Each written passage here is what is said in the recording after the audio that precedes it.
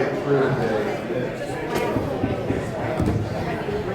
So I don't want to be the time to stop, but on the other hand, I would like to start on time.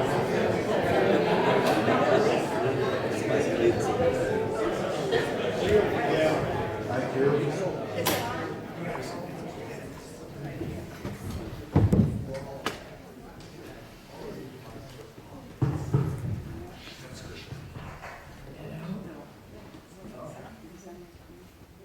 I want them in full voice. Welcome, and it's nice to see such a good turnout. I do have a question. Is there a controversy I don't know about? Anyhow, there was some concern, you know, like, would they be here with the rain? Well, the sun's out. Well, they got to go take a walk. But I like to see the civic attitude here. So thank you again for coming. My first item, I'm going to introduce our candidates, and then I'm going to pause for a short commercial break and tell you about how it's going to proceed and the exits and that sort of thing. So bear with me. First, I'm just going to ask each person to stand. I'm going to start with Neil Moran, and he's our first candidate. Next to him, Julie Baker. Thank you, Julie. And next is Jacquelyn Baas, I think you know. And then Christopher. And I want to ask you how to say your last name properly. Jaap, just like Japanese, very simple. Okay, good. Hello. I was wondering if I should try to put some kind of a Dutch or Danish spin on that. I'm not sure how to do it. The commercial break. This is presented by the Forum Committee. We are a two-member group and not part of TSRA or any of the association offices. So this is an independent opportunity. So you'll know the emergency exits are here. Bathrooms are across the garden. And usually at this point, I ask if there are any member announcements. Hearing none, I will make one. Don't forget the picnic on the end of May after the election. Everybody will be out there, and we'll be having our usual Volunteer Firefighters Association picnic. With that, I want to give you a brief overview of what we're going to do and kind of how, at least I hope, it's going to go. So first, we're going to give each person here, they've already drawn a lot to see who will speak first, second, and third, and fourth for both their opening statements and their concluding statements. So it's random. They're each going to get several minutes to introduce themselves. That will be followed by 2 or 3 questions from your Forum Committee moderator, me, and we'll take a break for about 10 minutes. We'll open it up then to the questions from the audience. You may direct your question to all, or 1, or 2. It would be appreciated if your questions were not preceded by a 4 or 5 minute position statement. This is for the candidates. And I wouldn't mention it, but it's happened, trust me. So with that, I think the basic rules will be simple. Direct your questions. They'll each get a chance to answer, even if you ask one person. If somebody else up here feels like they need to comment, that will be allowed. So with that, I would like to be quiet and turn over this to our first speaker. The first in order is Neil Moran.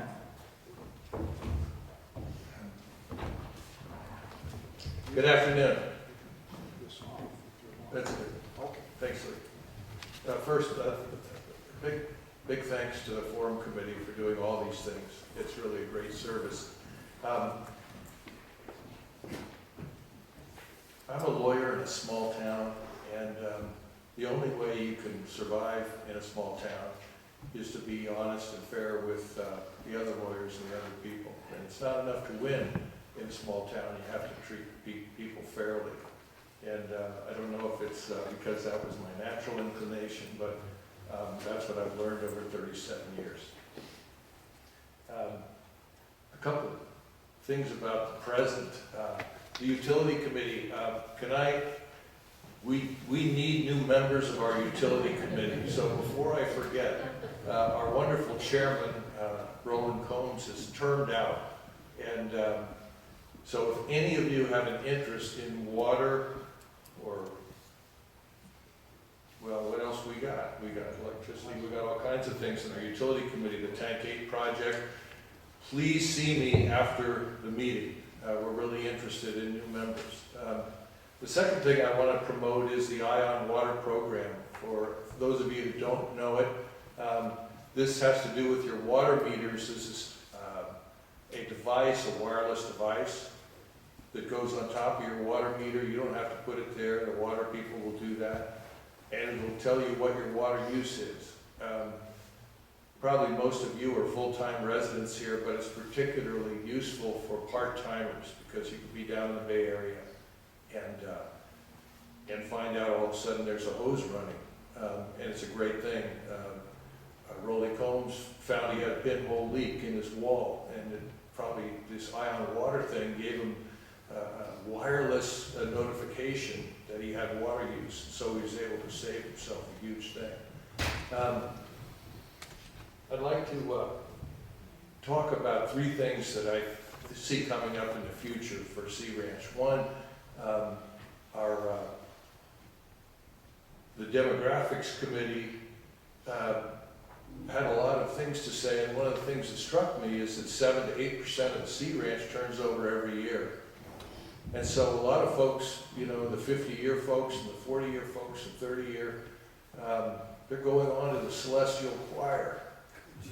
And so I got a little shout out for the Vision Committee because they're really dedicated to sort of passing along what the concept of the Sea Ranch is and to the next generation, that this isn't just another place you rent or another piece of investment property. This is a special place. And to that end, Lynn and I honeymooned here in 1985, and we've been coming up every year as renters. And finally, our kids grew up, and we decided we weren't getting any younger.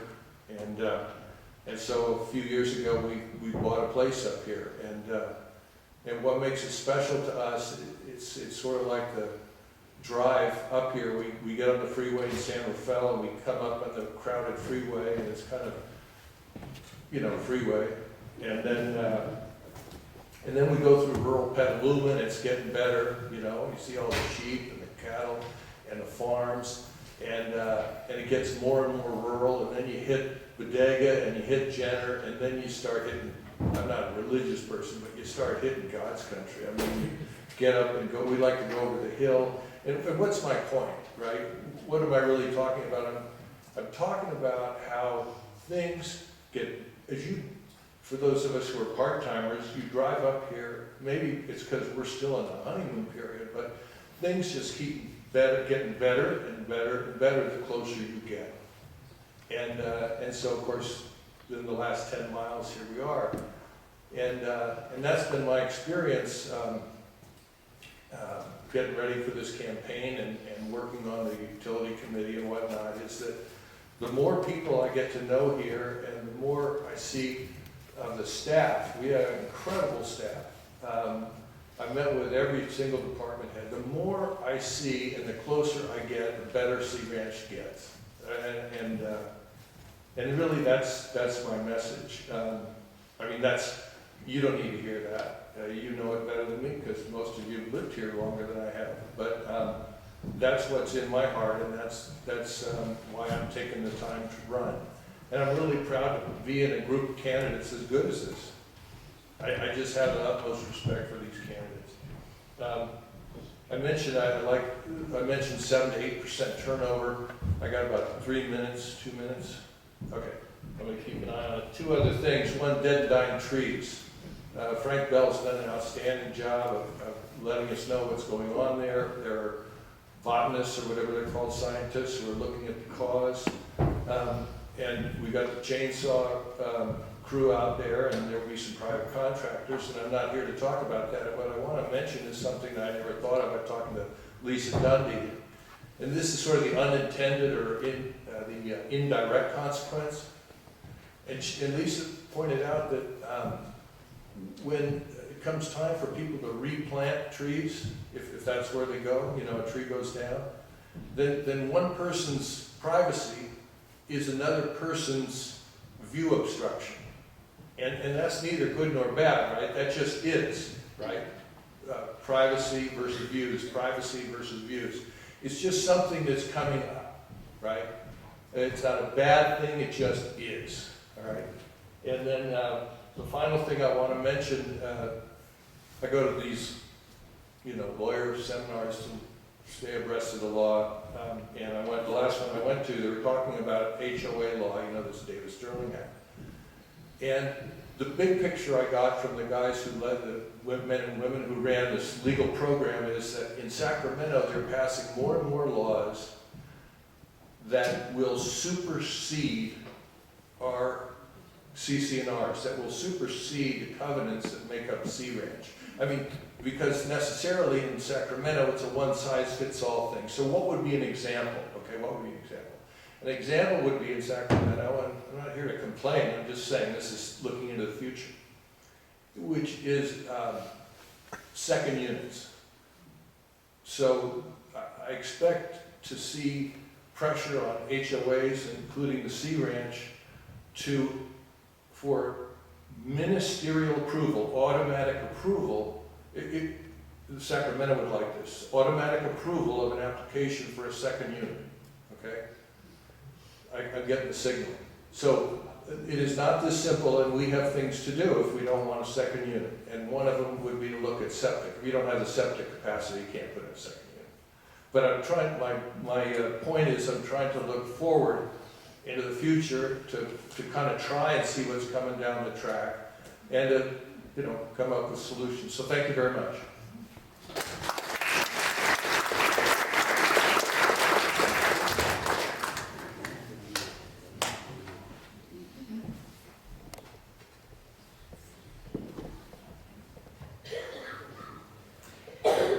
Good afternoon, and my thanks to Leigh Mueller and the Forum Committee, and to Walt Custer. Thank you, Walt, for making the DVD so Rob Elder can watch this later.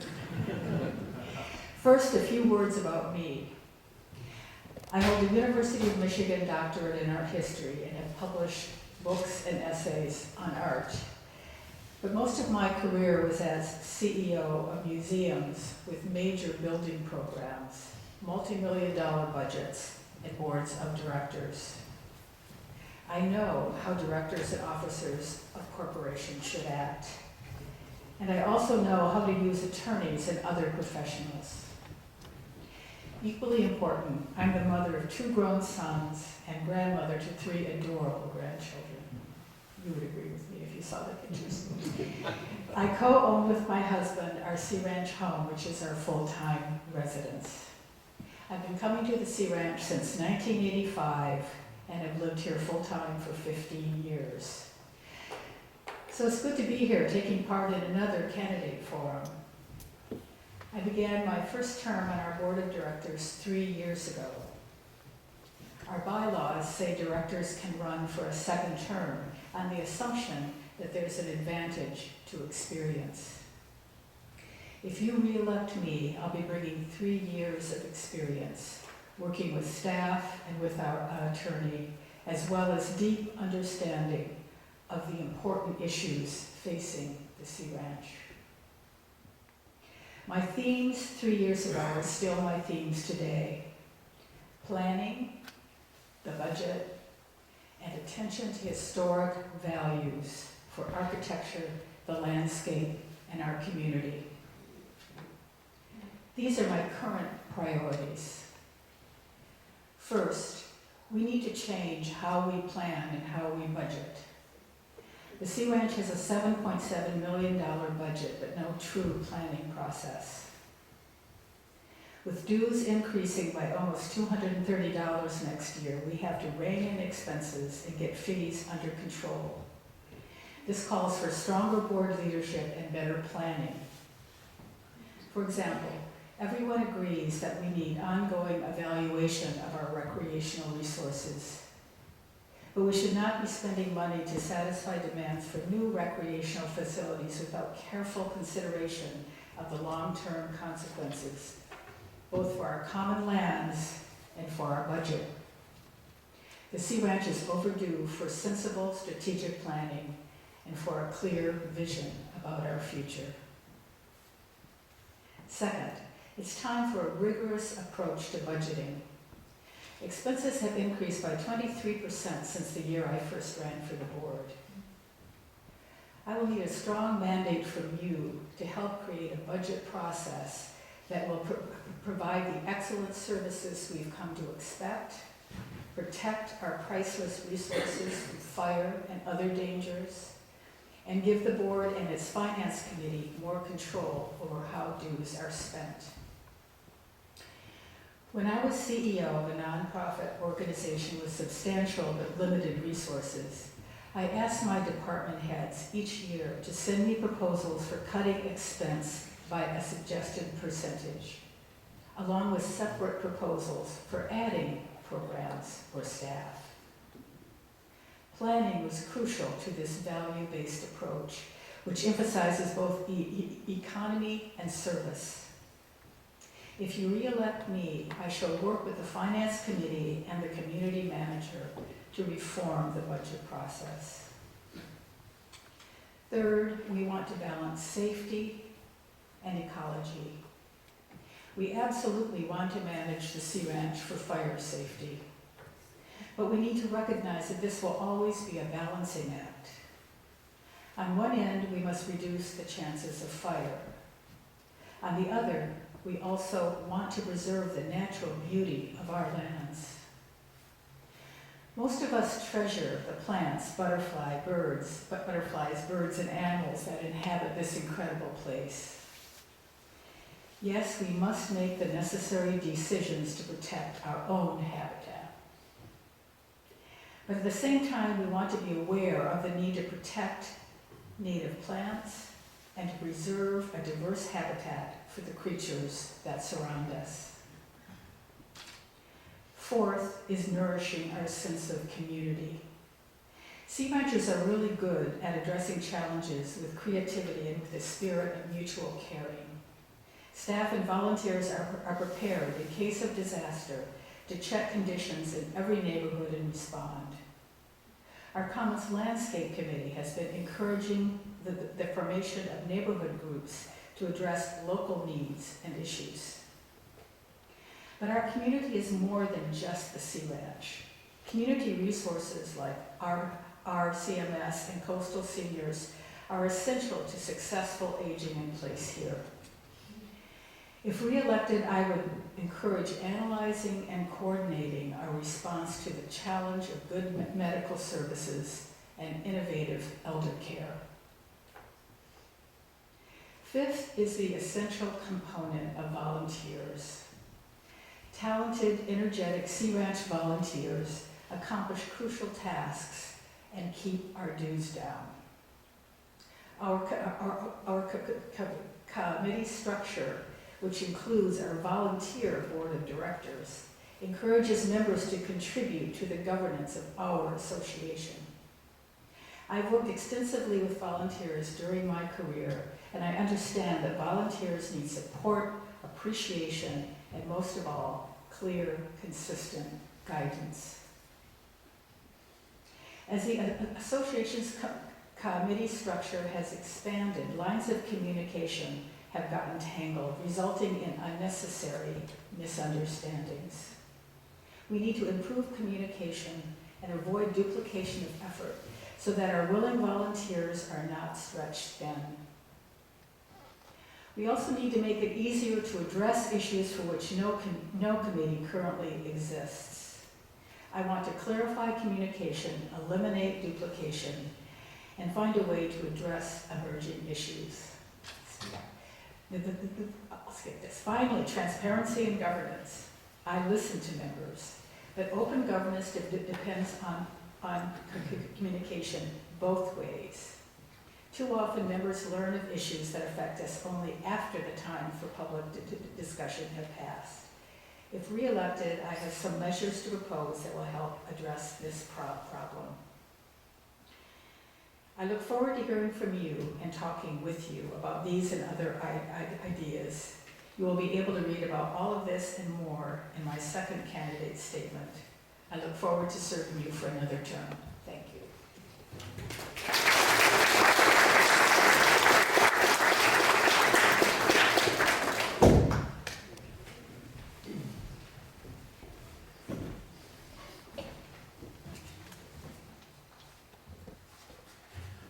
Well, good afternoon, and thank you for spending your Saturday afternoon here. I especially appreciate everybody braving the bad weather and now spending your time indoors when the sun finally breaks out.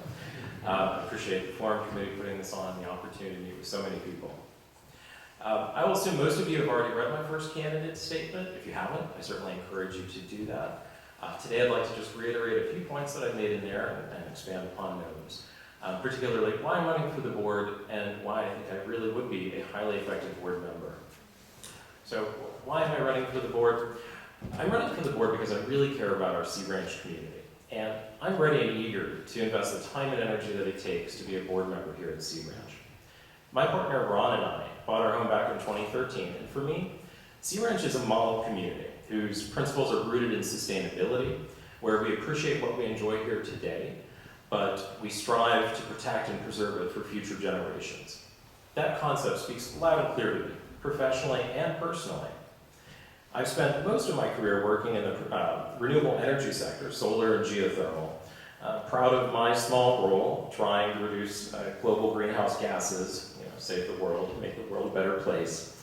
I'm also excited outside of work to take a role supporting causes that share my values, supporting our regional and national parks, growing San Francisco's urban forest, preserving historical landmarks, creating engaging communities, and enabling students to pursue and advance sustainability projects. I truly believe my personal values are closely aligned with those of the Sea Ranch, and that's why I'm running for the board.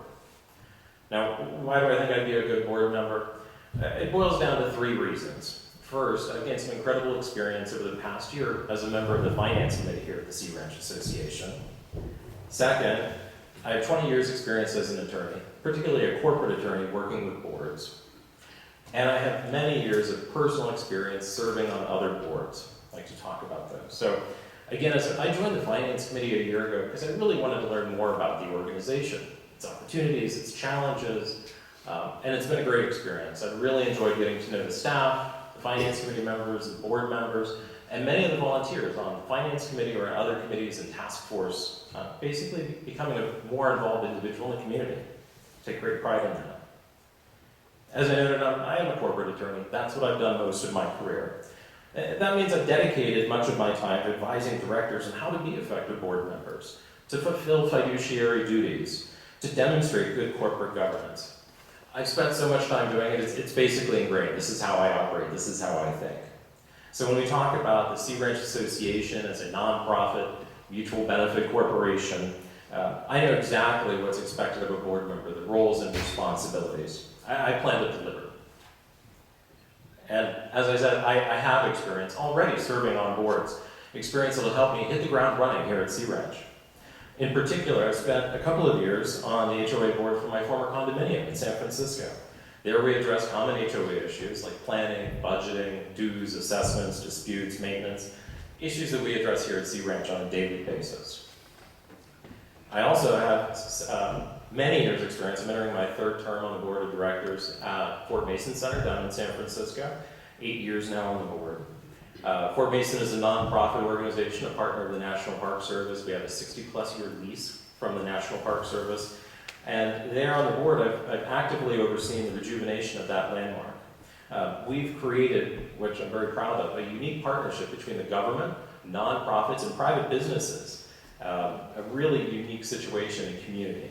Now we have more than 1.2 million visitors and thousands of events annually. I encourage everybody to check it out. Like the Sea Ranch, Fort Mason is a unique location with a strong sense of place and community. It's committed to preserving its heritage while creating a relevant and engaging community for people today. I'm proud of that shared vision with Fort Mason and the Sea Ranch. So in the few minutes remaining, what are the issues that I think are important to us as members of the association, to members of the board? Well, first and foremost, I'm committed to mitigating the risk of wildfires here at the Sea Ranch. I understand some of the most significant risks stem from above-ground power lines. Power went out just yesterday for many of us. And also the minimal fuels management that we've seen or experienced over the last few years, particularly around those power lines. I eagerly await the final findings and recommendations from the Forest Task Force. I want to see what they come up with. We've seen their tentative proposal most recently at a board meeting. I also would like to revisit whether our fuels management plan, which is several years old now, should be updated. Are there new trends, new measures we could take, new preventative steps we could follow? I'd like to pull in the right experts to make sure we know what is the latest thinking on fire prevention. I'd also like to see recommendations and accompanying cost estimates so that we can, as a board, as an association, act accordingly. Speaking of cost, number 2 on my list as a board member would be fiscal responsibility. Dues are scheduled to increase 10% next year. The year after, it could be 16% more than we see today. And while we enjoy relatively low HOA rates for the amenities and the infrastructure that we have, that's a significant increase, and maybe many of our neighbors can't afford that easily. Frankly, we as a community may also need to make some difficult decisions over the next few years. If, for example, fire prevention and fuels management require significantly increased funding, we'll have to ask ourselves, what really is more important? What could we possibly cut to fund those higher priorities? Third, as a board member, I pledge to advocate strongly for maintaining and following clear and thoughtful processes to ensure the association operates transparently, consistently, and fairly. For example, I've heard many members of the community advocate for and against a pickleball court. To me, it clearly seems that we need to find a solution that addresses the interests of the pickleball players, the tennis players, and the other association members. Our CC&Rs today already have a process in there, lays out what we should be doing and what we should be evaluating. We should follow that process. Last but not least, number 4 on my list, as a board member, I would like to assist in the development of a strategic long-term plan. A plan that would incorporate not only maintenance of our facilities and infrastructure as part of our 30-year plan, but also respect the founding vision of the Sea Ranch, reflect the ideas of today's membership, and anticipate the needs of the future generations. With that framework, I believe we can make thoughtful decisions about questions facing the board today and for years to come. So, ladies and gentlemen, that is why I'm running for the board, why I think I would be a highly effective board member, and what I plan to focus on if you elect me to the board. Thank you for your time.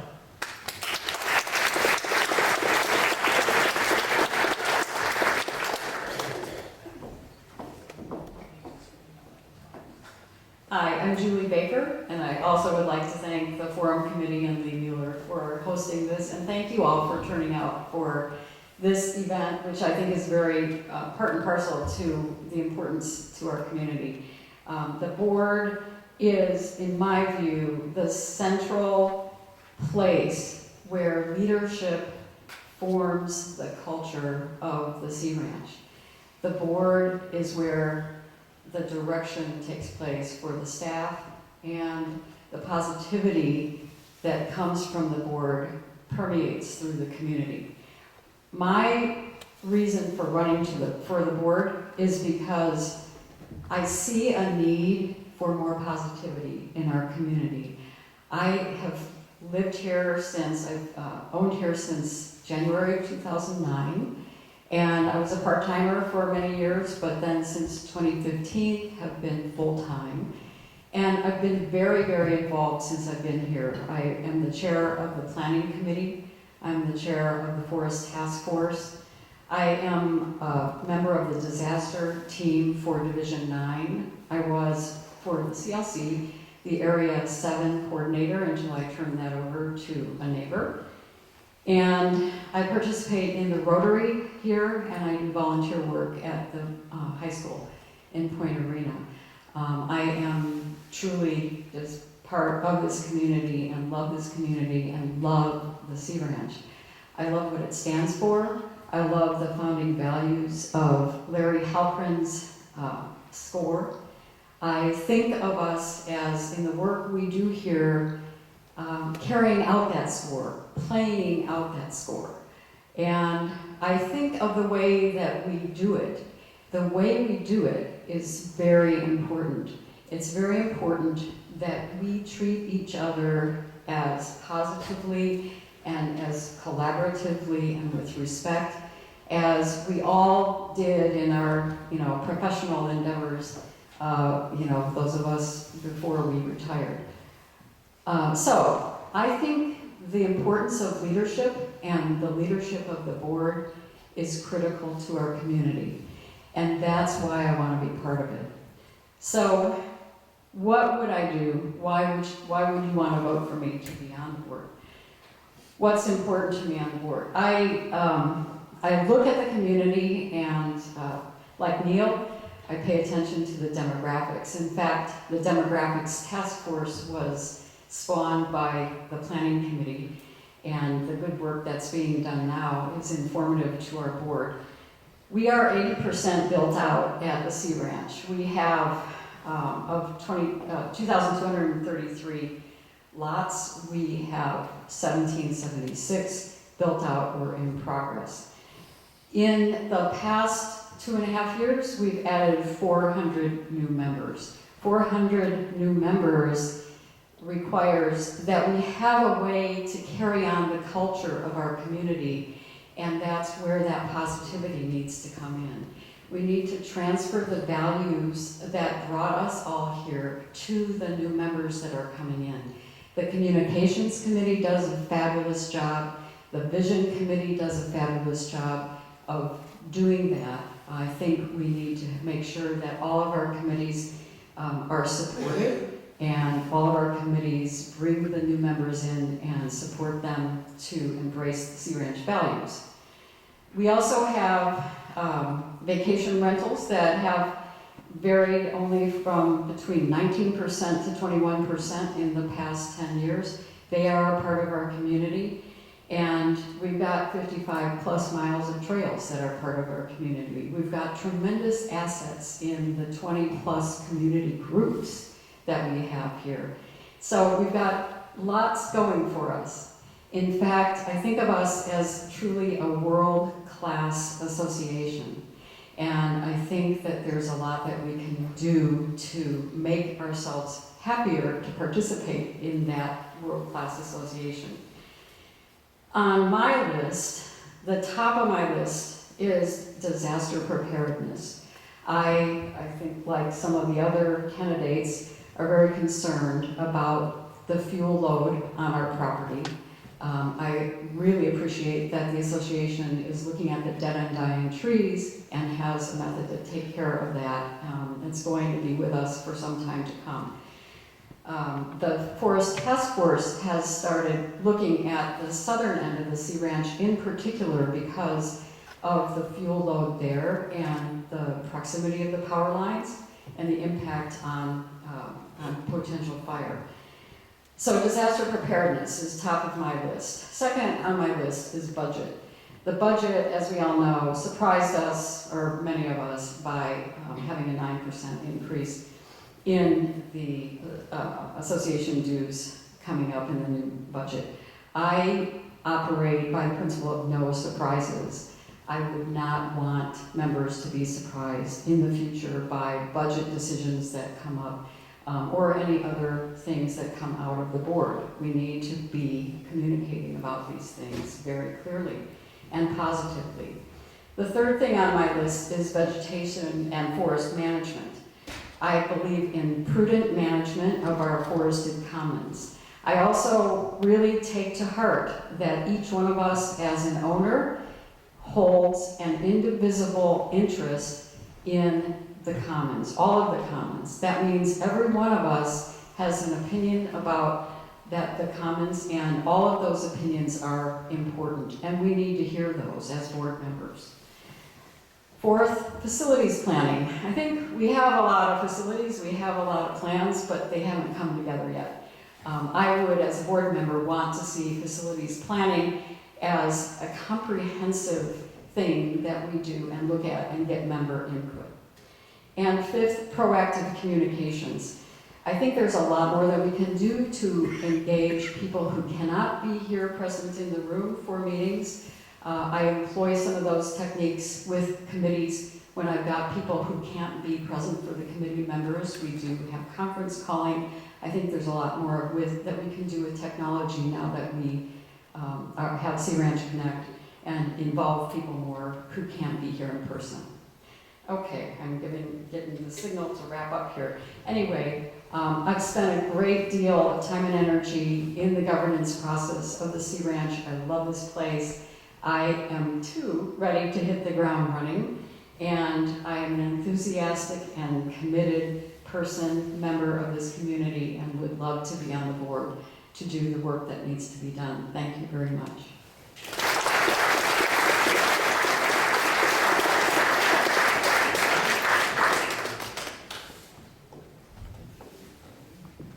It's amazing what these iPhones can do.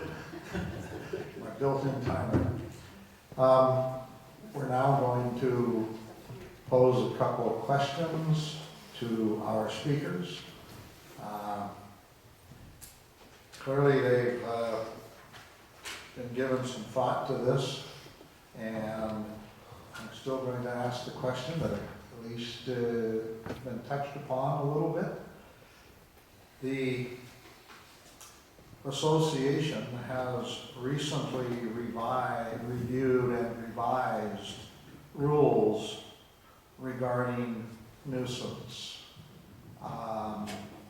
Lights left on at night, all night, every night, large TVs shining out on the neighbors, noisy parties at party houses, dogs off leash. And it raises the question, do we need such rules? If not, why aren't they needed? Can't we all just be good neighbors? If they are needed, should they be enforced? That's my question. Who would like to speak first about nuisance? Rules about nuisance. Lee, I'll talk, but I talked first before. I should talk last about this. I'm ready. I'm ready. Okay, let's go ahead. All right. I want to stand up here. Okay. I don't like sitting. I've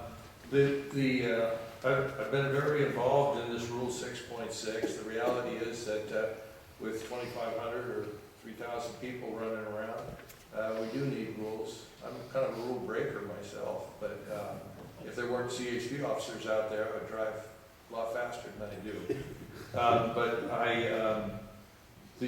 These particular rules came up because when our security people tried to enforce some kind of commonsensical norms for not making too much noise, that kind of thing, they got some lawyer letters pointing out that our rules were not specific enough to permit our security staff and our staff in general from telling folks to to be quiet after certain, or to be more quiet and be more considerate of their neighbors. And so, yeah, we do need it. I've been very involved in the particular language of the rules, but I would imagine the specifics would be excruciatingly boring for you. And so I'll spare you. But I'm happy to talk to anybody at any time about the specifics. Christopher? Sure. So as Neil said, I think the rules make sense. I've been coming to the Sea Ranch for more than 10 years. I rented for many times. When I came to rent, I squirreled away, enjoyed a good book, a glass of wine, dinner with friends, family here at the Sea Ranch, blissfully unaware of what some other renters were doing. Since then, as an owner, I've learned quite a bit. I know that many of our neighbors do have trouble with renters, basically. I have not heard or seen anybody complain or point a finger at another full-time resident yet. I think the rules make sense. I think they do empower our association to get out there and address problems as they pop up. When I attended the board meeting at which the proposed rule was initially discussed, I had a couple of concerns though. One woman in the audience stood up and I thought very articulately addressed the issue of the good landlord, the good owner who is renting out his or her property and generally is very diligent in responding to complaints about the tenants in his or her home. The proposed rule as drafted would have imposed fines on that homeowner, and if there were more than, I think it was 3, within a 36-month period, that's 3 years, that homeowner could lose his or her privileges as a member of the association. I think that's a little extreme. As that woman pointed out at the session, even if one of us as a homeowner does our best job and responds quickly and promptly to a tenant in there, or a renter over the weekend, it's very easy to get 3 bad apples. And I think it would be quite barbaric for a homeowner to lose their privileges. That said, I did follow up separately and understand both in the rules and from talking with the staff, Frank and others, that there's an appeal process. And so if we can adjust the language in the rule, it's going to be published. We should all expect a supplement this month, imminently, I believe. Look at the language. It's going to be adjusted to address that sort of concern I articulated. And let's understand what is that appeal process. I understand, I've been told, and I trust that it will allow the flexibility for good common sense to apply so that the folks on the appeal panel can hear the concerns of the homeowner who's done his or her best to deal with tenants and respond appropriately. I also support having nuisance rules. We have to have something to guide us as a community. And I've followed very closely what we've been seeing from the board, and I listened to the audio tapes of the February 24th board meeting where people were commenting on those rules. And I'm struck by how many different ideas were out there, how many different reactions were out there. And I think we haven't heard all of it yet. I think we need to hear a lot more about the rules and how they would be enforced before we would make decisions. But here is how I would have maybe done things a little differently if I were on the board and these new rules were being proposed. I would have chunked them into rule changes on the rules that we already had on the books. That would be drones, smoking, dogs, that sort of things. We have rules on the books about that. And we're talking about changes in those rules and changes in the fine structure. I think that that's something that people are already familiar with, and they can deal with the changes to that kind of as one group of things that make sense. The new rules are quiet hours and dark sky hours, or dark sky hours, are new ideas to people. And people, we haven't tested anything out on those yet. And I would have set those into a category also to get feedback on, but to hear that feedback separately or as a separate set of concerns because they are new. And we might need to try things a little bit more experimentally with something that is brand new and people haven't really experienced the enforcement of anything around those kinds of rules yet. So I think, I would have approached it a little bit differently. I want to give you an idea of, if I were on the board, how I think about promulgating new rules and having people react to them. But I think there's a lot of work that still needs to be done. There's a lot of variability in enforcement. I know security has a difficult time sometimes discerning, when to do enforcement and when not. I, as a board member, would want to hear from security directly as to what kind of problems they are facing. So I would want to hear a lot more before I would decide on the rules. I would want to hear a lot more from security. And I generally support that homeowners associations have to have rules. Thank you, Jackie. Well, I agree with all of you. We are not alone. This is a problem, every homeowners association, community that has many of them growing percentages of rental homes is dealing with. And I know my sister in Michigan, she's dealing with exactly the same thing. So it's a factor of the times and the internet, the Airbnb, the vacation rentals online. It's just a feature. So and as a board, we've been hearing really kind of heartfelt pleas from members for years about several party houses in their neighborhoods. Can't something be done? So on and so forth. So this is not unusual what we're doing. What I'm proud of actually is the dark sky provision, which I suggested. I know it's not all that popular. It wasn't that popular with some of my fellow board members. David Skibbins, I'm talking about you.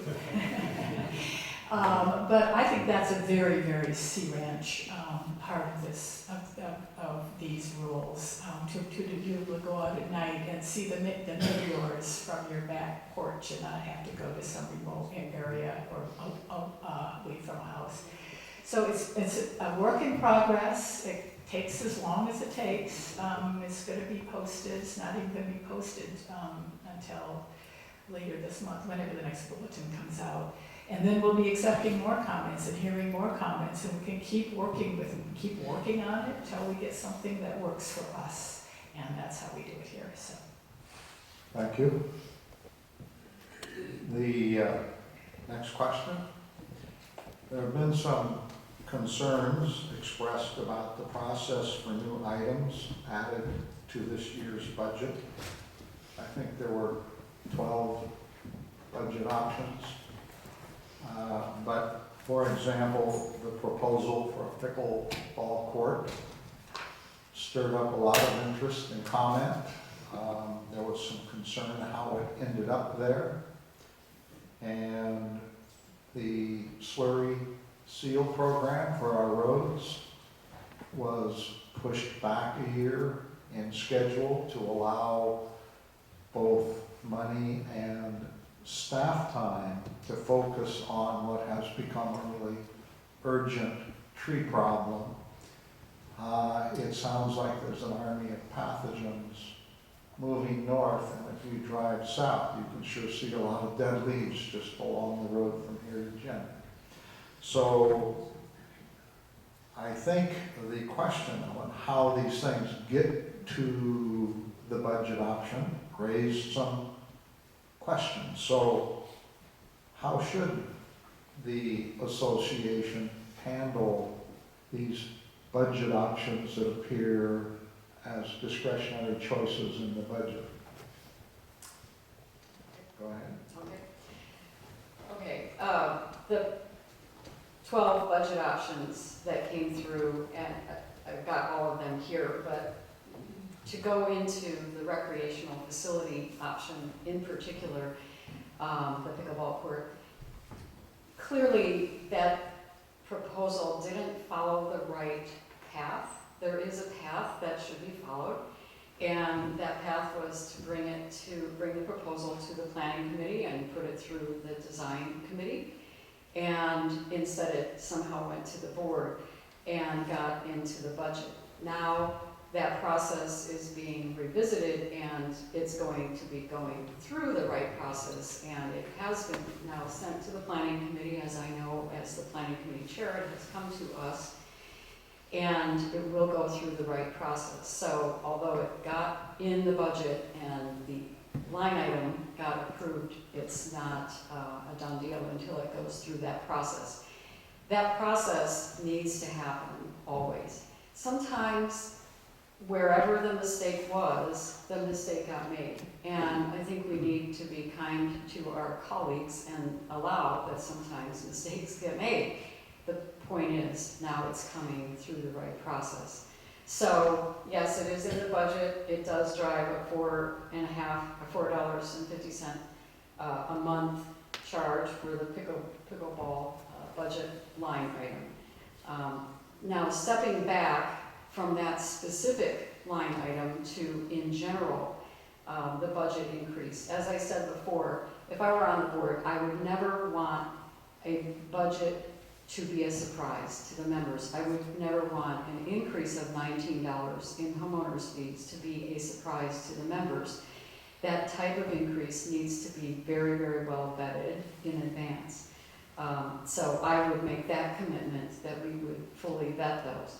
But as a board member, what we also need to do is we really need to take all of the budget options and look at them in a zero-based budget way, which means take them back to zero and say, what are our true priorities?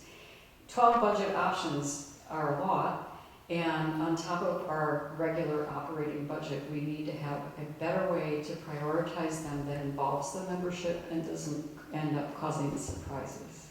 Thank you. Thank you. Yeah, I talked about this in my remarks, and I feel quite strongly about it. I think to me, the key is bringing the finance committee back into the process in a stronger way. The finance committee in former years played a much, much stronger role. Not only was the board taken by surprise by some of these items, but finance was, and this should never happen. So we need to step back, look at the whole process by which our budget is done. I agree that for at least the next year or two, we need a more rigorous approach to the budget, whether it's zero base or the approach that I talked about. I think, you know, our budget has just grown and grown and grown. And when we have these unanticipated expenses, like our dying pines, come up, we're caught unprepared because we haven't done the planning, the ground up planning. So thorough planning, rigorous budget process, these are key, and I think we have to return to this. You know, back in the days of the recession, this was a hot topic. You know, I remember we used to argue about whether we wanted to print soundings and the bulletin on paper, or whether we could just read them online. I mean, that's how minuscule it got. This is the membership talking about this. So I think we need to step back and take a look at how we do these things and rethink it. Yeah, so I echo what you've heard already.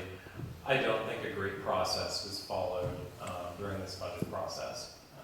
As I said, I'm on the finance committee, and I was a little surprised going through my first budget preparation cycle here at Sea Ranch to have a preview of how it might come together during a finance committee meeting in December. And then for the first time receive the proposed budget a week before a joint meeting between the finance committee and the board. That was our first chance to really work through the issues in that budget. As you've heard, not ideal. Whether I'm on the board or I'm on the finance committee next year, I want to see it done differently. I'm going to make that happen. That's my commitment.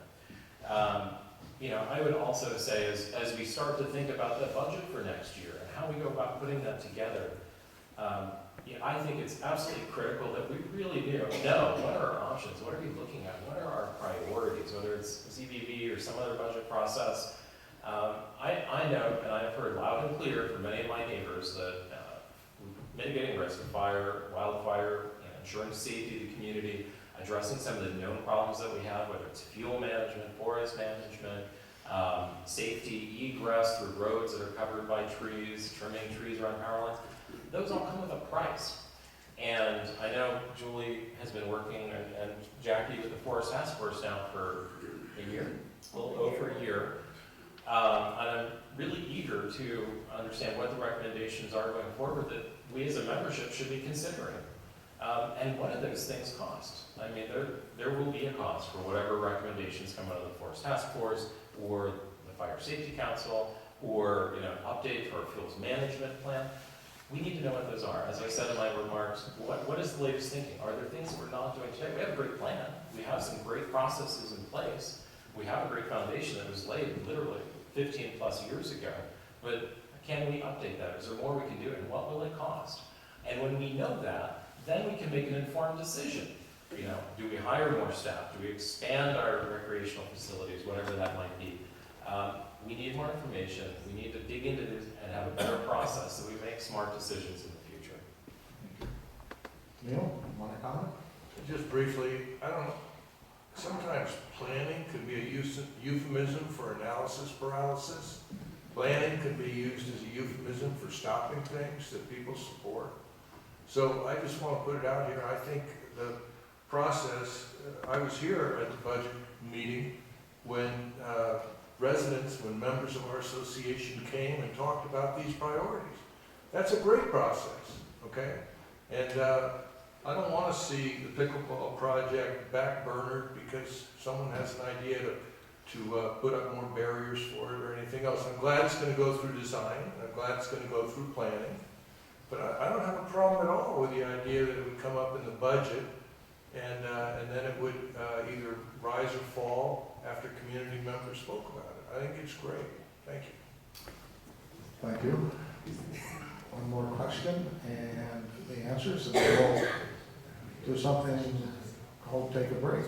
But first, it seems that our dues may be on track for some serious increases in the next 2 or 3 years.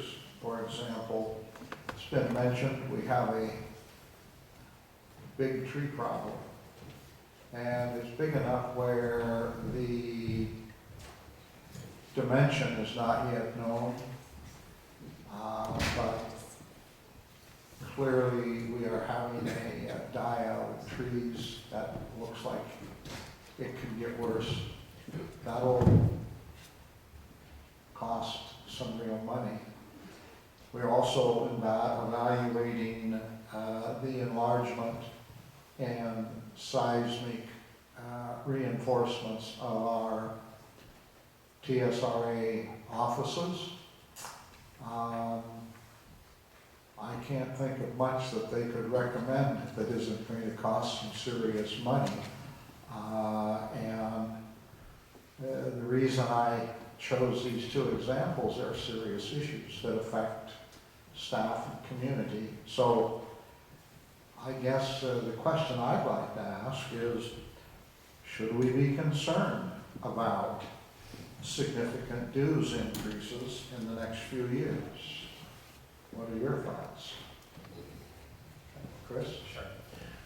So I mentioned this in remarks, I responded just briefly a moment ago to some concerns on how I would go about budgeting.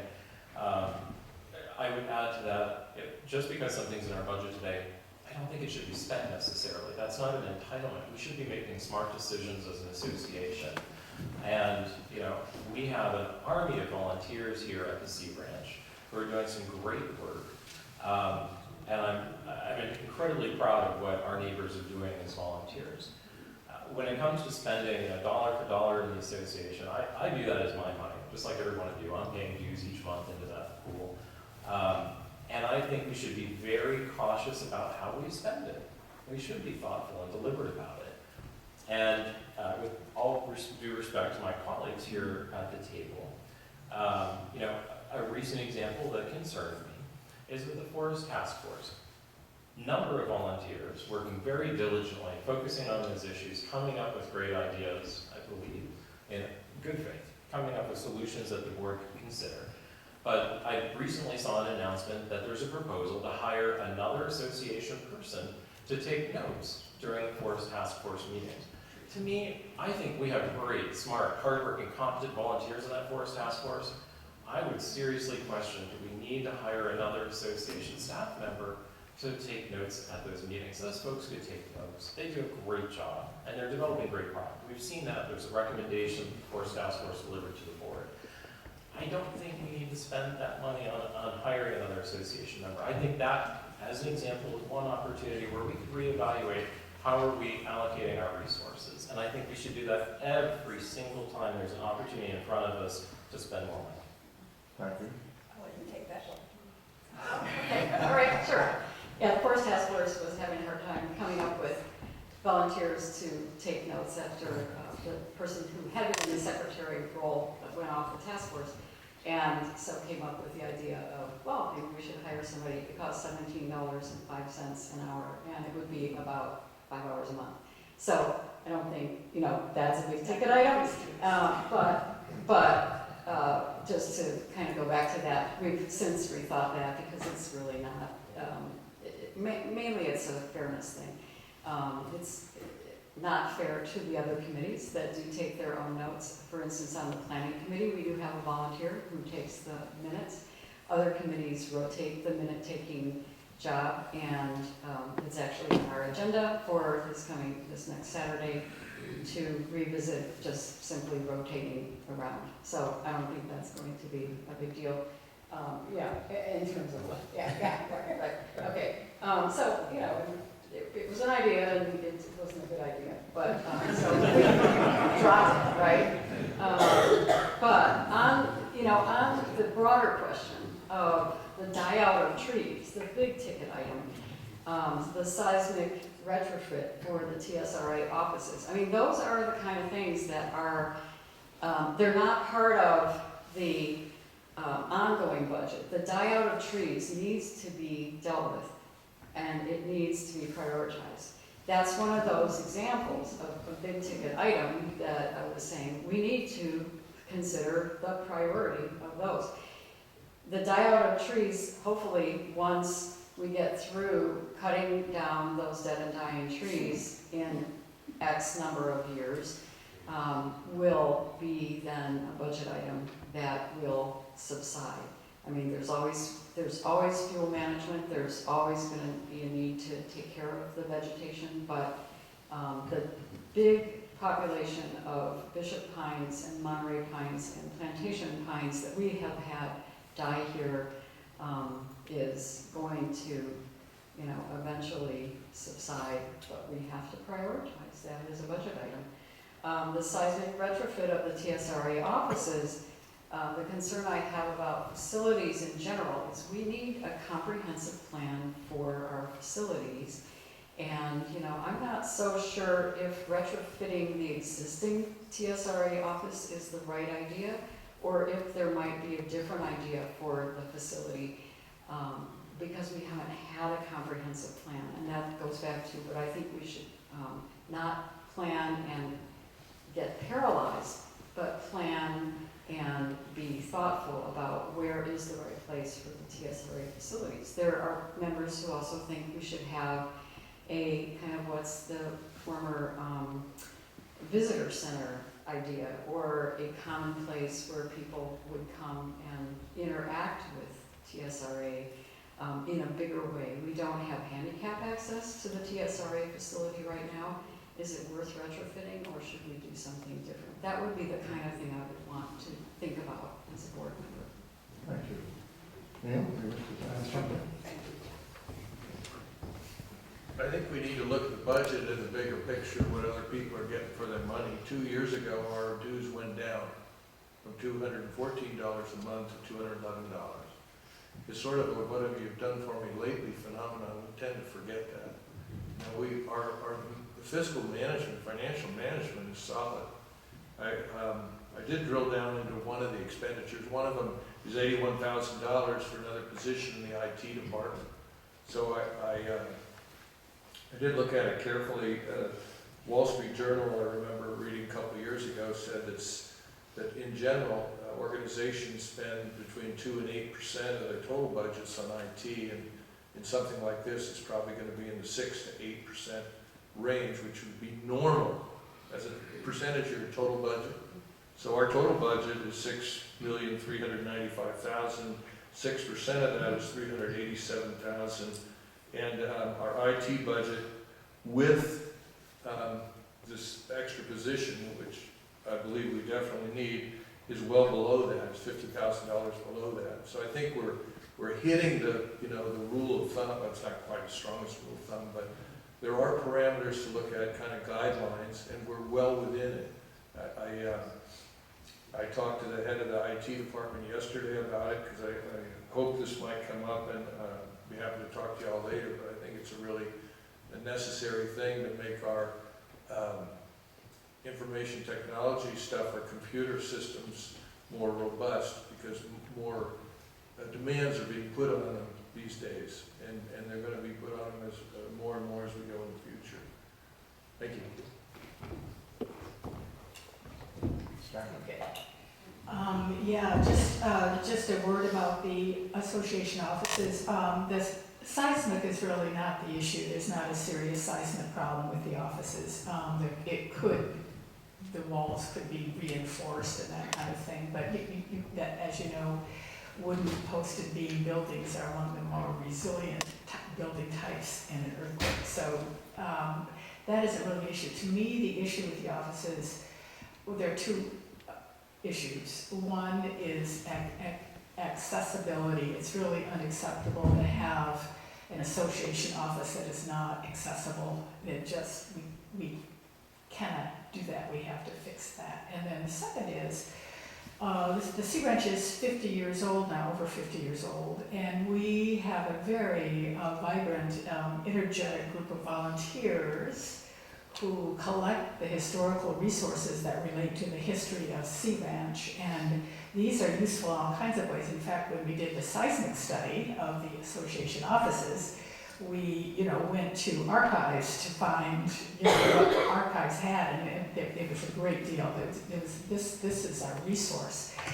They are, their space is inadequate, it is not climate controlled, there's no room to work. I won't go on, but definitely this needs to be addressed. Bottom line though is we've got to plan. We have to plan, whether it's a comprehensive facilities plan, which is very overdue, and I hope we start in on soon, or an overall consideration of what is the environment here, including the ecological environment, the dead and dying trees. How is this going to impact us in the future? We really need to step back and plan. We cannot budget rationally without good planning. Thank you, and that'll conclude this portion. I appreciate your thoughtful answers. I'm sure the audience does too. We're going to take a 10-minute break, and so when you hear me hollering, time to sit down, please do. Thank you. Enjoy your break.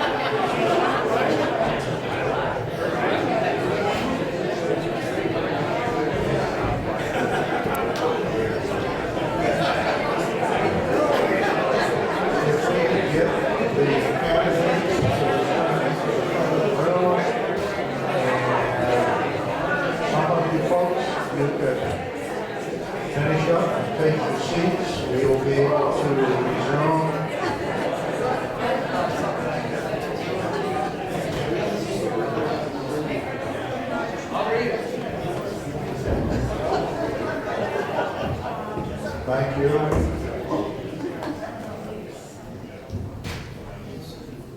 Well, I see lots of people breaking out notebooks, looking at the questions they've been writing and have in mind.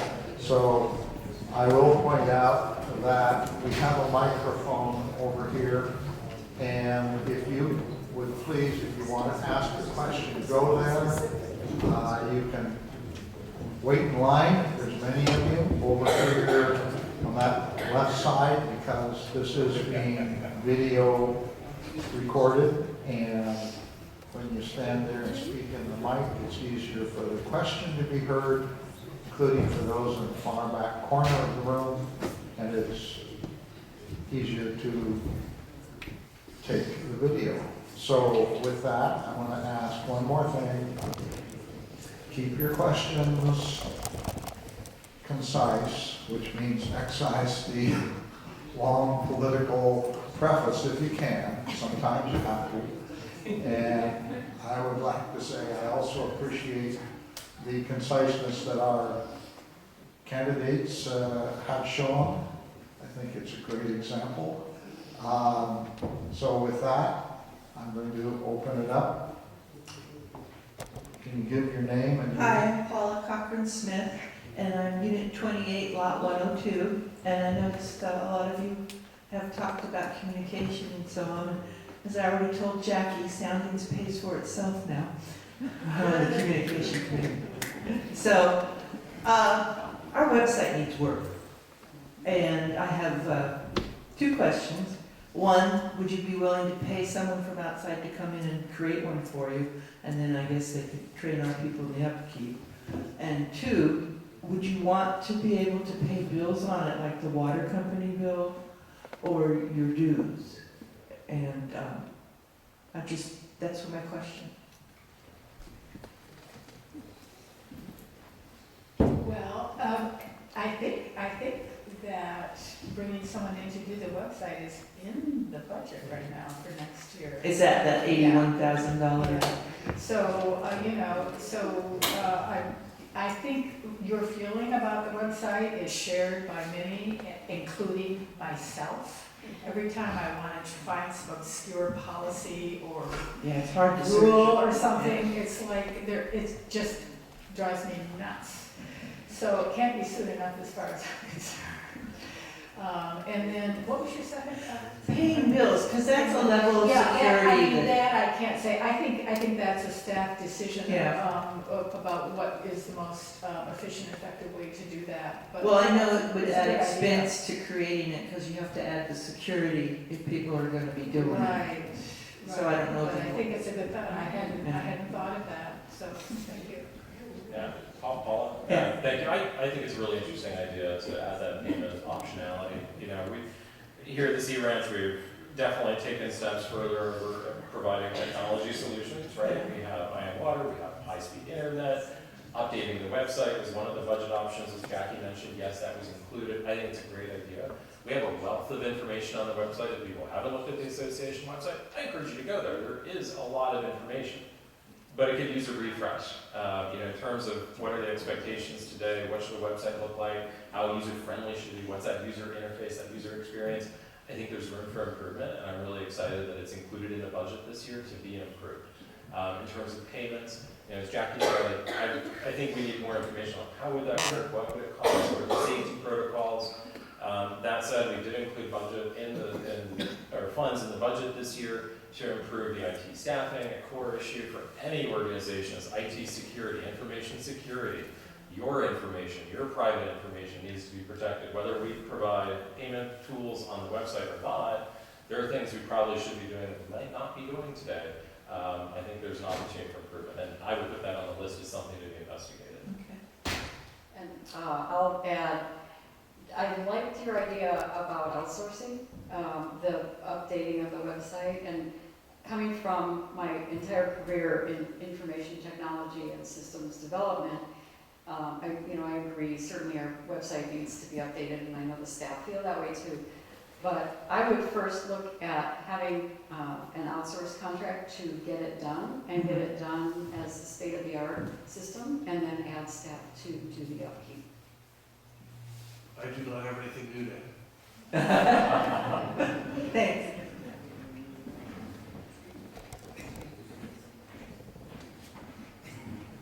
I'm Debbie Tyler, Unit 24, 123. I'm going from a specific question to a very broad one. I noticed in Jackie's first statement, she mentioned that one of the duties of the board is to oversee the community manager. And that's true. The board hires a community manager, and it's the board that may fire the community manager. But there's a line between overseeing, micromanaging, and harassing. You know, it's a continuum. And I'd like to hear each of you comment on how you view where the line is drawn. That sounds like your game. Go ahead. Okay, yes, this is what I do for a living. So there are distinct roles for the board versus staff. The role of the board is governance, vision, planning, oversight. The role of staff is for execution, implementation, bringing recommendations forward to the board for consideration and getting direction to investigate further. We as board members would, or in this case do, currently have an obligation to fulfill for the organization. And candidly, if a board member oversteps that role at some point, could expose him or herself to potential liability as an officer versus a board member. So, you know, I personally believe there's a role for a board member to play. I think we're a stronger organization, the more invested each of us would be as board members. But there's certainly a point where we should step back and oversee the staff and let them do their jobs. And if we have the right staff, they'll do great. If we don't, then we need to consider other options. You know, it's pretty clear that the board's role is to make policy. The community manager's role is to oversee the implementation of policy. These are their respective roles. Of course, when you get down into specific situations, you know, that sometimes you parse it out, say, well, this is policy or this is operations. In general, though, this board recently, I think, has become too hands-off of the operation. The budget process is a good example that the budget process is really not monitored, or there's not enough oversight of the community manager and how the budget is done. Years ago, well, not that long ago, maybe 10, 12 years ago, there was a board that was really micromanaging. It was a big problem. It was a big problem for everybody. And I remember very vividly, and you probably do too, Dibby. And so I think we reformed and brought in actually a very strong community manager who helped reform that situation. And I do think we need to always be careful and always be mindful of the role of a policy-making board and the role of someone to carry out the operations. In the case of the recreational facilities last year, I think the problem we had there is that there actually was a board policy for how to develop a recreational facility. It was developed in 2001 and it was modified in 2004. A policy existed that was very clear, and the community manager didn't follow it. He didn't know about it. So, you know, he wasn't evil, he just didn't know about this policy. So, in a funny way, this brings us back to the website issue. I think if our policies were easily available on the website so that we could figure out, you know, when we're confronted with a situation, is there a policy about this, and we can find it quickly, which right now we cannot do. So communication, as always, is really, really important here. So thank you. Thanks for asking that question. Okay, moving on down the line. I agree with what Chris has said about roles. The board needs to understand its role, the staff needs to understand its role. We don't want micromanaging. The community manager manager is in charge of operations. The board is in charge of setting policy and steering and providing direction. And they need to trust the community manager to carry out the operational role. All of that, I think, echoes what Chris was saying. That said, I think the board has to remain very responsible to understand everything that is going on. So you don't ever want the board to just rely so much on the community manager that it's like, oh, Frank will do it, you know. You've got to still know, as a board member, we have the fiduciary responsibility to understand every decision that we're making. So it doesn't get you off the hook when you've got a strong community manager. Let's cut to the heart of it, because there's an elephant in the room. There are 2 board members that would like to kick our community manager out of his job. Okay? I think you deserve to know, be able to differentiate among candidates, all right? I think we have the best damn community manager anywhere in the country, all right? I think Frank Bell's phenomenal. I'm not gonna dance around it, all right? I know what the board's role is to set policy. But I think you deserve to know that. And so I think it's from Frank on down to the department heads, I mean, the managers of the various departments.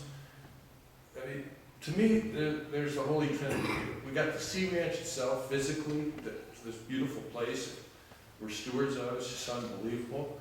And we got the community that is just amazing level of participation. And the third thing is we have amazing management, okay? And there is no dilemma here. I mean, if it ever becomes that our manager isn't doing his job, then find a new manager. But right now, boy, I support him. He's phenomenal. Thank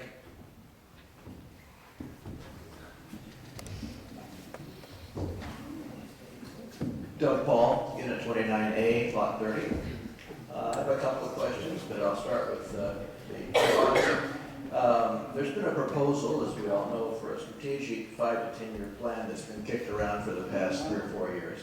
And it's morphed into a wish list of tasks that the board has been trying to process. My question to the candidates, do you favor establishing a 5 to 10 year strategic plan, getting back to the original idea? Okay, so Doug, as I said in my opening remarks, I am fully on board with establishing a long-term strategic plan. Most of the organizations I've been involved with have them. I understand Sea Ranch has a 30-year plan focused mostly on maintenance and establishing the right amount of reserves to maintain and rehabilitate buildings that we have for our facilities, our infrastructure. I think we could go a little bit further. I think that we could establish a plan that's consistent with the vision and founding principles of our community.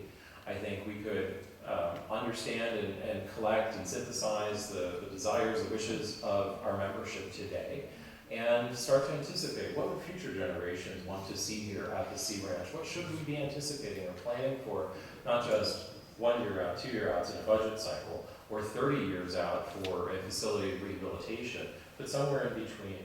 And tie that all together so that we have a robust framework each and every time a new proposal comes up, a new budget item, something that we haven't anticipated, so we can evaluate where does that fall into that system, into that framework, and make some thoughtful decisions. Is it a higher priority than something that's already been put in there?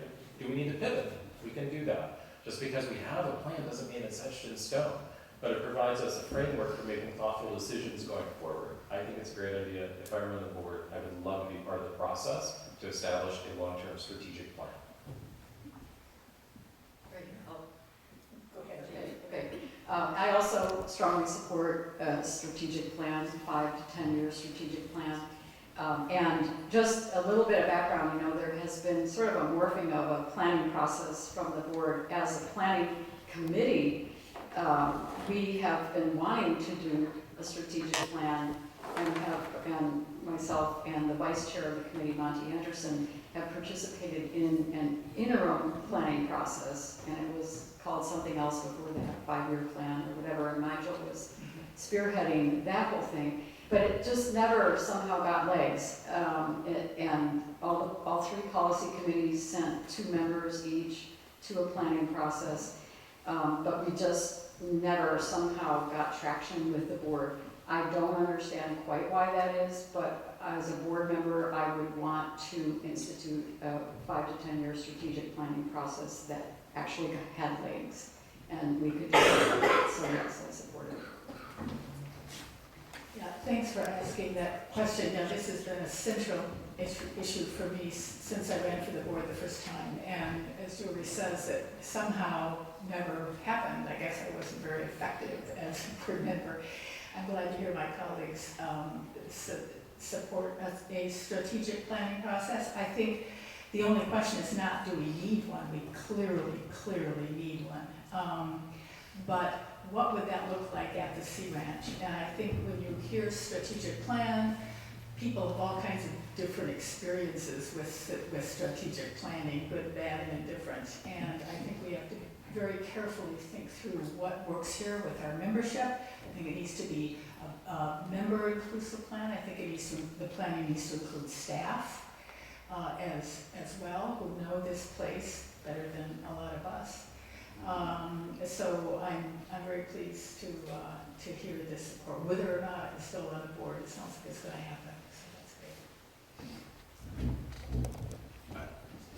We got a 2-year plan in our budget, because our budget's a 2-year plan. We got a 30-year plan that's mandated by the state of California Davis-Sterling Act. To me, this intermediate plan, I'd rather drive a 16-penny nail in my left pinky toe.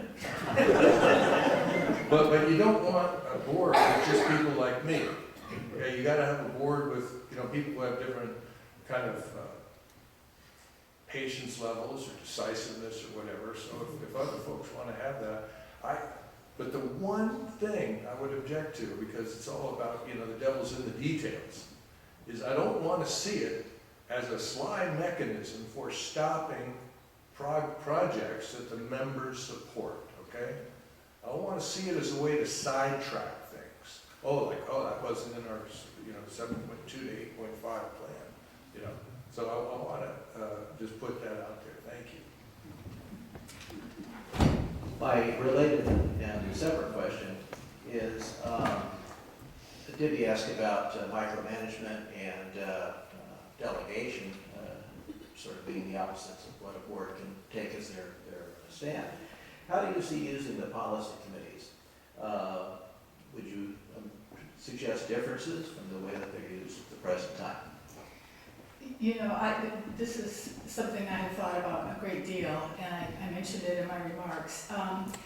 I think the 3 policy committees are very important, and even though there are liaisons between the 3 committees, they don't really work together, and I think they need to work together much more strongly, so that, for example, the comprehensive environmental plan that the planning committee does every 8 to 10 years or so,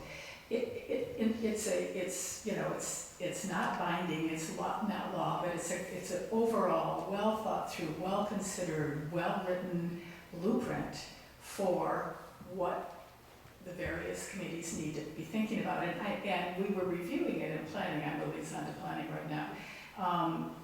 And it occurred to me that the infrastructure part could almost be a job description for the utilities committee.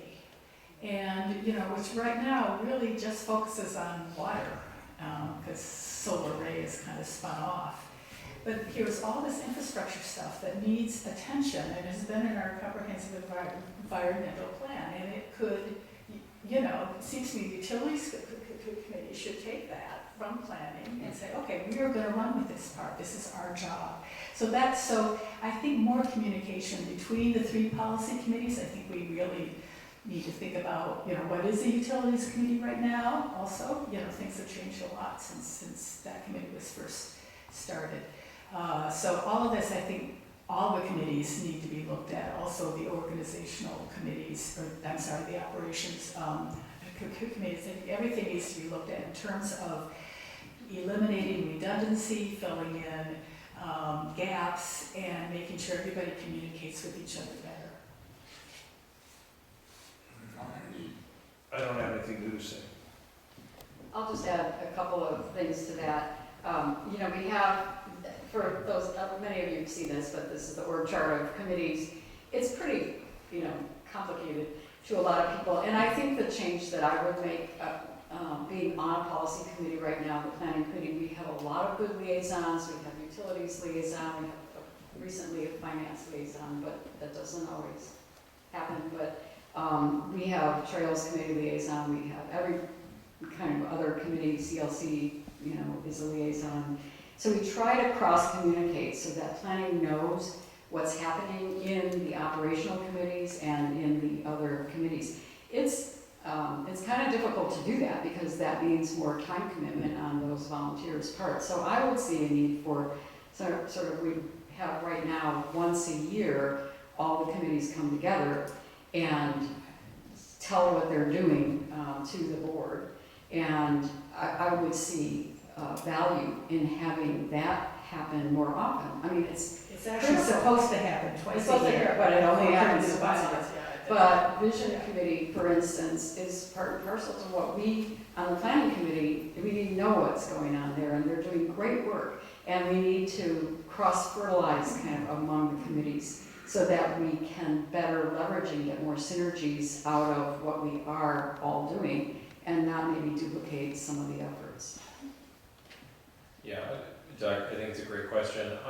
In addition to what you've heard already, I would just reiterate that I think there is an opportunity to, one, improve the communication among the committees and the board. To really understand what each of us is working on, to understand and avoid duplication of effort to the extent possible, to recognize issues or projects that might slip between the gaps, to really ensure that each of the committees is meeting the expectations of their charters.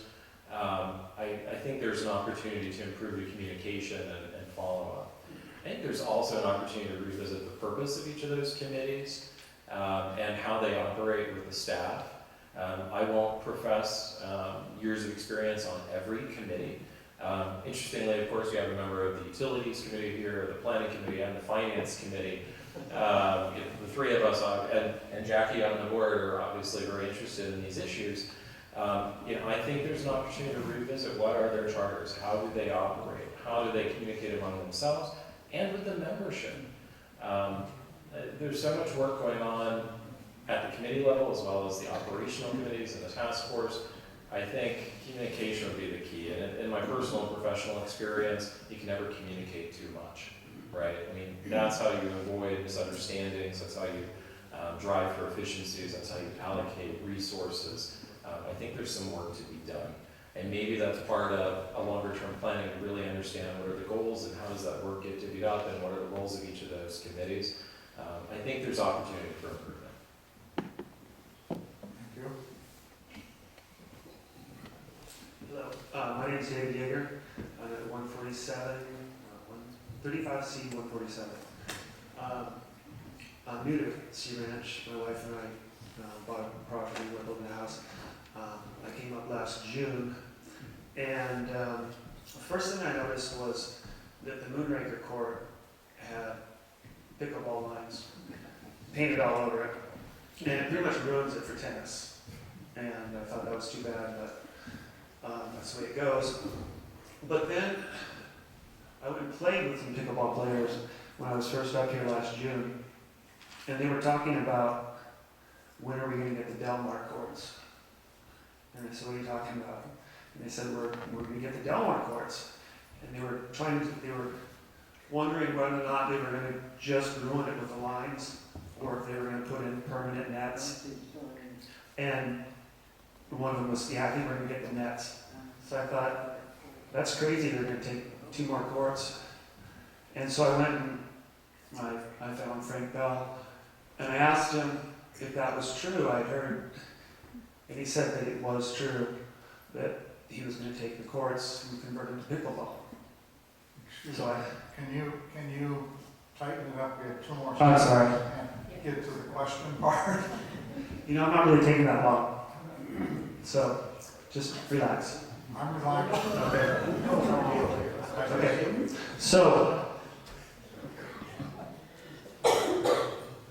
my question is, it seems to me like that's a lot of power for one person to have, to be able to take facilities away from one user group and give them to another without any input. The board didn't agree to that. And when I went and talked to tennis players, they had not heard about it. The people from the Sea Ranch that play tennis had not heard about that. So that's my question, is how do you guys feel about the manager taking away facilities and giving it to somebody else? Like, could he take the pool away and give that to somebody else if he wanted to? Or the barns or anything else? Does he have that power? And why wasn't the board involved? Thank you. Well, I think that's the difference between operations and policy that we're talking about. We're talking about it's a policy, and the board should have been involved, and, you know, and it has now played out through the budget process and is, I think, on track now, which is good, and sort of painful for everybody. So, lesson learned, I hope. We're solving the problem rather than wallowing in the problem. We're building, hold it, you got to ask your question. I'm gonna give you a quick answer. I'm not questioning your sincerity or how you look at things. I'm just saying, we're solving the problem by building new pickleball courts. Thank you.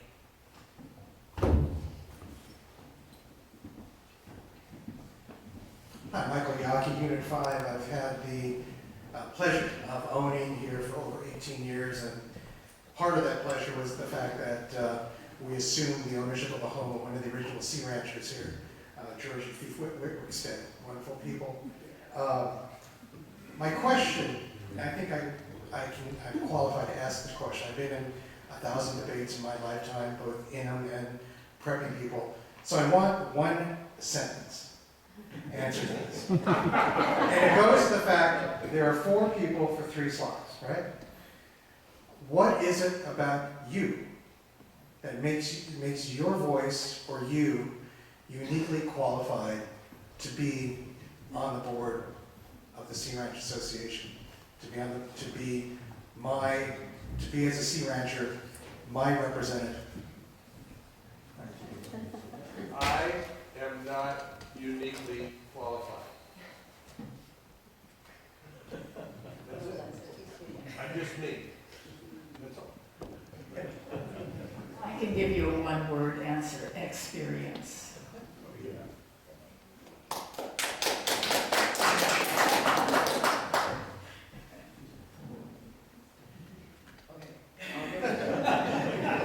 One sentence. All right. I've had worse questions in debates, trust me. I am driven by my experience here to want to bring positive leadership to the board and the membership with a passion.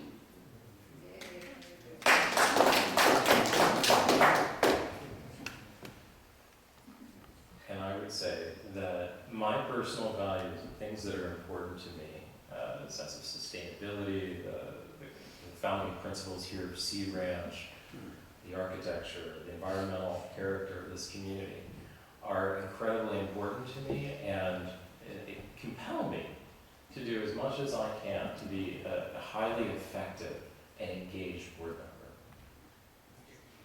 Thank you. Process 1, folks. We've got 3 more people waiting to speak, so I would like to give each of them that opportunity, but I would ask the folks asking the question and the folks answering to be as concise as possible without doing damage to your point of view. Thank you. Roland Bush, 1340. I have a question primarily for Neil Moran. I try to be, for the last few years anyway, I've been doing my best to be well informed about what happens in Sea Ranch. So I was intrigued to hear that there are 2 board members, according to you, who want to get rid of Frank Bill. I haven't heard any such thing. And it seems to me that the logical place place for board members to discuss such a thing would be an executive session, which makes it privileged information. Could you tell us where you get this information? Thank you. Well, yeah, from board members. But it doesn't really matter where I got it. And it's not a matter of, I don't agree with you that it's a matter of, that can only be discussed in private in the presence of a lawyer in executive session. I think the members of this association have a right to know where the candidates stand, whether they think that our manager is good, great, as I do, or not.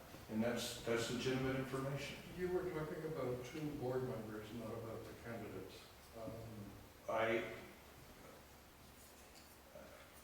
don't know what else to say. I'm not going to speak for other board members. I can just tell you that I'm sincere about what I said. Thank you.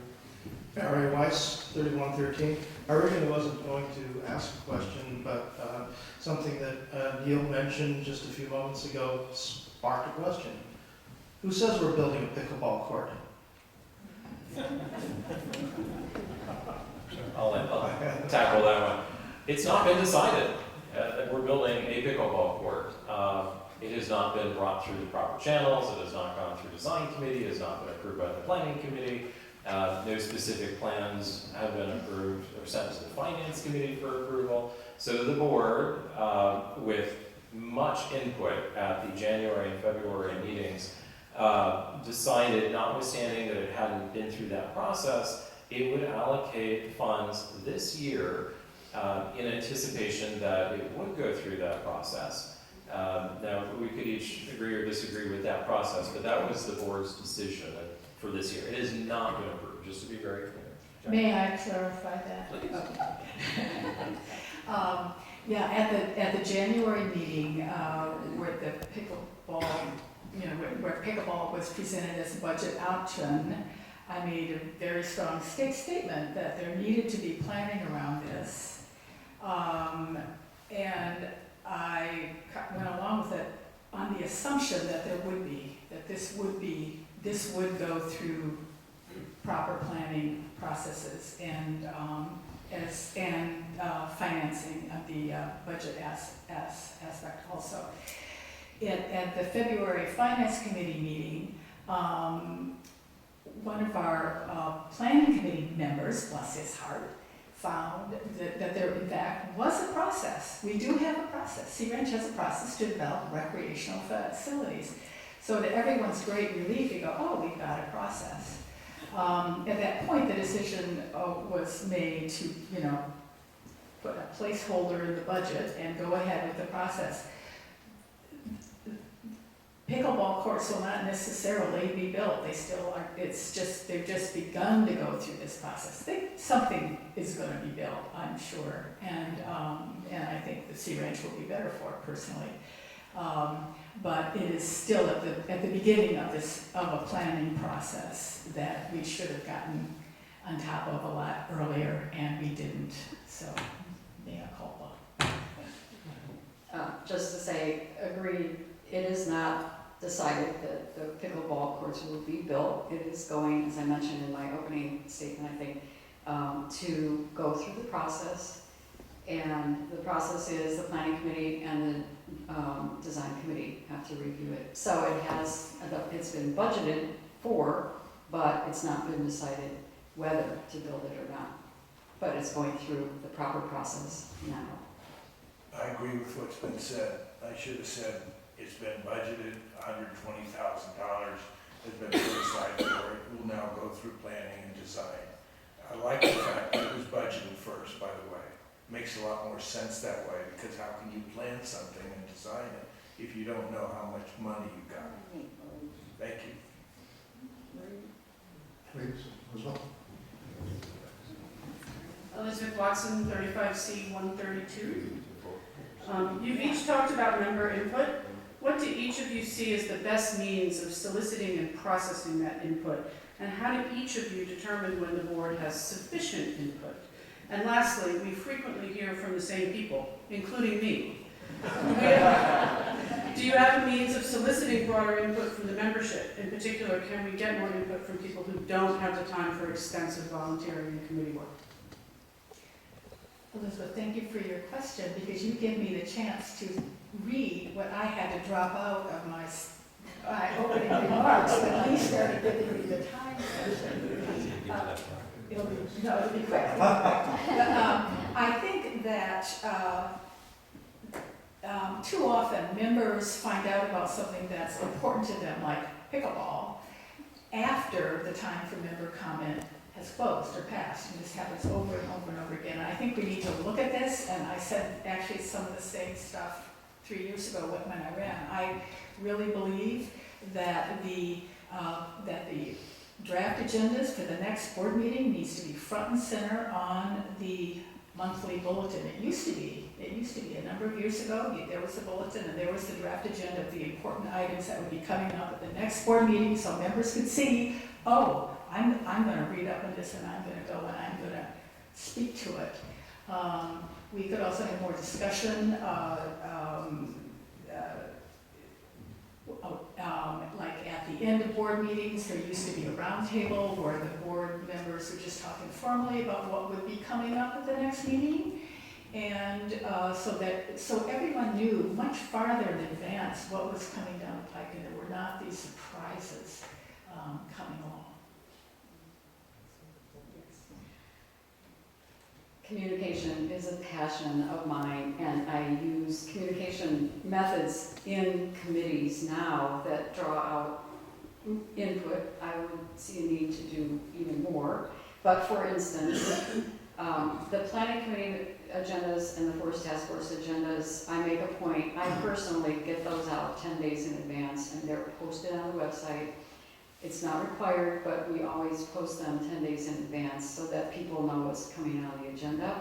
With the Forest Task Force, we have a volunteer email list. Anybody that wants to be on the Forest Task Force email list, and we push communications out to people. We have 210 people that have volunteered to sign up on that, so we push. We did a survey. We've got 375 members responding to the survey. We have run 2 workshops. We have modeled our workshops after the CLC workshops, which have been very, very successful. In general, though, the idea, I think, is we need other ideas of how to get information out to people. I mean, social media is a good thing. You know, a lot of us are more, technologically advancing as we age, and we can do more, should we explore other ideas. We need to also push things out in a way that has concise and meaningful information that people can recognize. I need to go to that meeting, or I need to give input because that affects me and my property, and I need to let the board know. But we need to push information better than we do in general.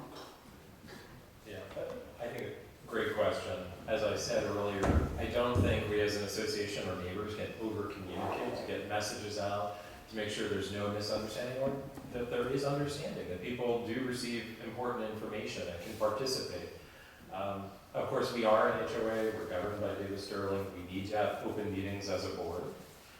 So the best way to communicate is to have open meetings, to have conversations, frankly, where there can be a dialogue between the membership and the board. That's incredibly powerful. But to get people to those meetings, I don't think there's a silver bullet. I don't think there's one thing we should do. As Julie mentioned, I think social media or other means should be tapped. Is it Twitter, is it Facebook, is it LinkedIn, is it our new website, is it a new distribution list, is it a focused info alert? These are all things that essentially we can push out to the membership. But where's the ability to pull?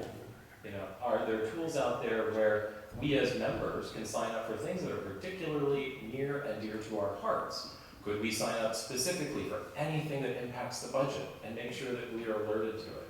Could we sign up for something that affects recreational facilities, new planning, elections to the board, whatever is very important to everybody?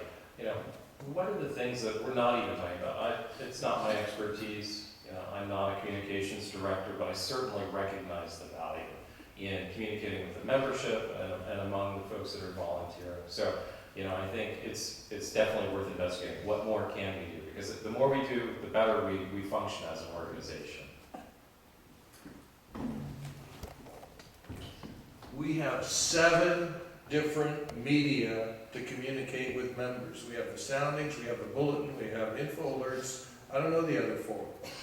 If my wife chooses not to read them, okay, that's her choice, right? And those of you who are involved, you choose to be involved and to read and to show up to things, and that's the way it is. I think we're doing the association's doing a heck of a good job communicating. And if folks choose not to read what's out there, that's their choice. They're giving you folks and us, you know, a greater voice. That's okay. Nope, we're closed. Are we done? We're done. Sorry. I just wanted to say, in the old days, we had old business and new business. And until we, the members, hear what the board is really thinking about, that they're going to vote, we don't really gel our ideas. And so I would recommend we go back to old business and new business, and we never vote on something the first meeting around. And that gives the members a better chance. And all these other social things are great, you know, we read them, but until we hear the board batting these things back and forth, we don't make an opinion.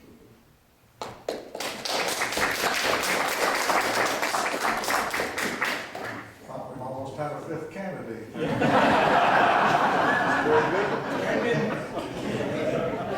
Actually, I have to say, I was on one of those ancient boards, and we did have old business and new business, and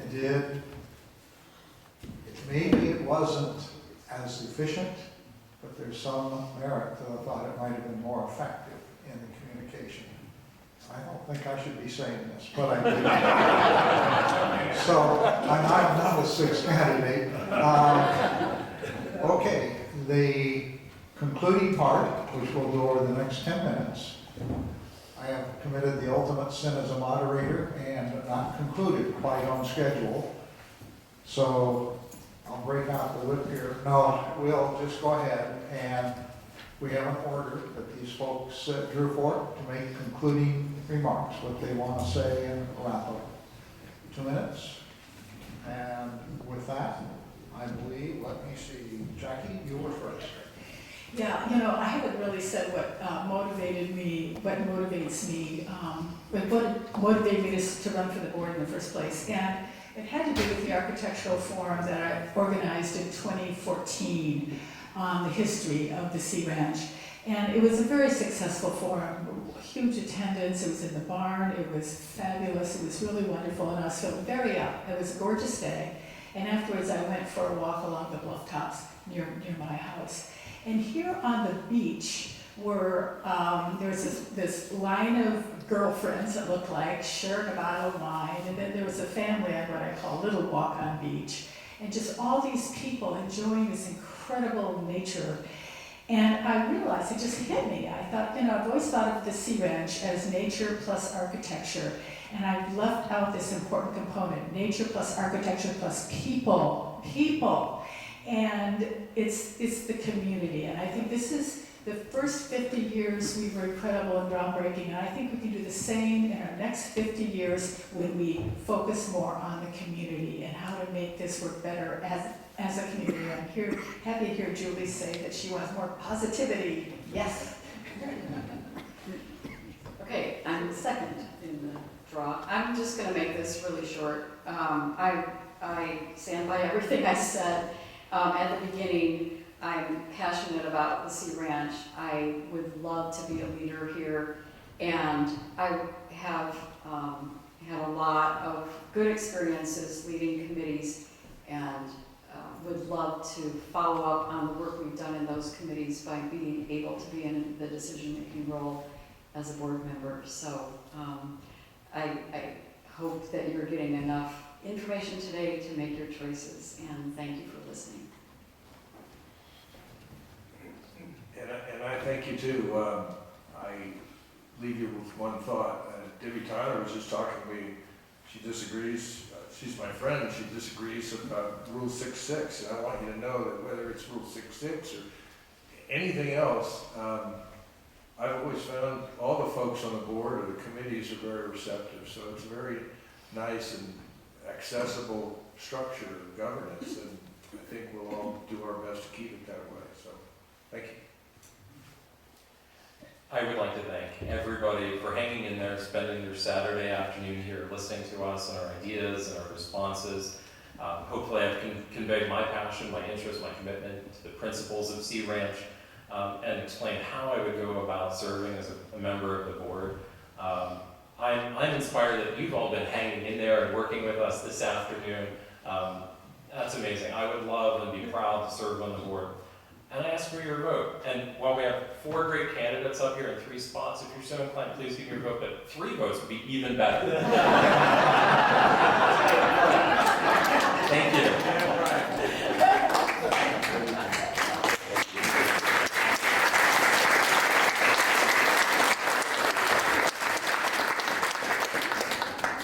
Okay, folks, that concludes the formal part of the program. There are 2 informal parts to the program. The first informal part is help put the chairs away, please. And the second is coffee and cookies and meet and greet these folks so you can meet them personally over in the Del Mar House. Thank you for your attendance.